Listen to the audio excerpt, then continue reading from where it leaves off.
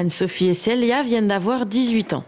Dimanche, ces primo-votantes se rendront donc pour la première fois dans leur bureau de vote afin de participer au premier tour des élections présidentielles. Je pense que c'est important et c'est avant tout un devoir parce qu'il y en a qui n'ont pas cette chance et justement il faut respecter ça.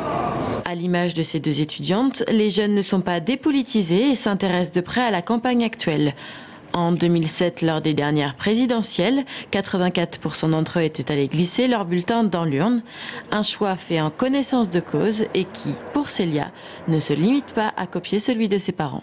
Je sais ce qu'ils vont voter, mais non, je préfère m'informer moi-même des candidats. Ça m'intéresse pas trop de savoir pour qui ils vont voter, j'essaye de me faire ma propre opinion.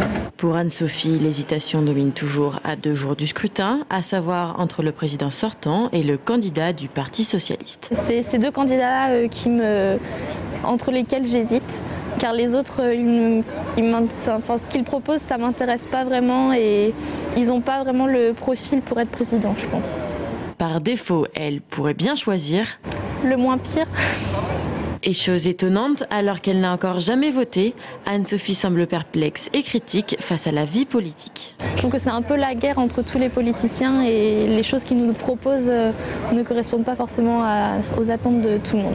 Et en plus de ça, je trouve que c'est aussi beaucoup une histoire d'argent quand on voit tous les meetings, comment ça se passe et parfois on a un peu l'impression que c'est aussi du lavage de cerveau.